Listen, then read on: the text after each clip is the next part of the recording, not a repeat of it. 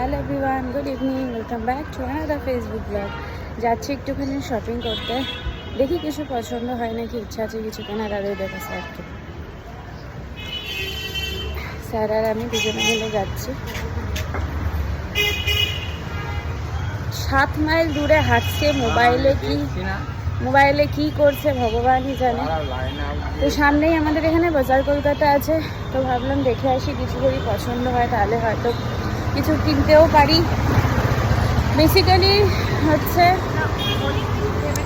জামাই ষষ্ঠীর জন্য মা বাবা আর কি টাকা দিয়েছে, তো কেনার জন্য আমি হয়তো কিছু কিনবো না, কারণ আমি এখান থেকে মল থেকে কিছু কিনবো না, আমি আমাদের বাড়ির ওখান থেকে কিনবো। 2 পিসের সেট কিনবো ভেবেই রেখেছি। আর ওর যদি কিছু পছন্দ হয় হয়তো সেটা হয়তো নেবে। তো চলো, এই গেটটা আমার ভীষণ ভালো লাগে। যাই হোক, দেখো আমার এই গেটটা খুব ভালো লাগে।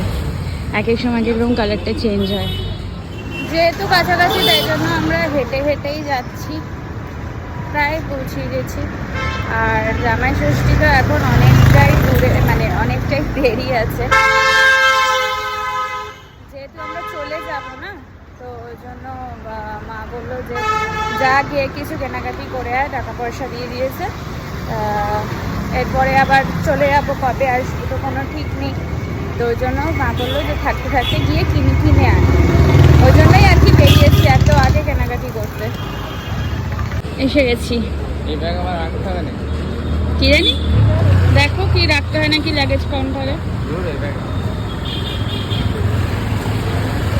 লাগেজ কাউন্টারে ওর ওই ব্যাগটা রাখতে হবে নাকি কে জানে। আমি ট্রায়ালের জন্য নিয়ে এসেছি, আমি এখন একটুখানি ট্রায়াল দেবো।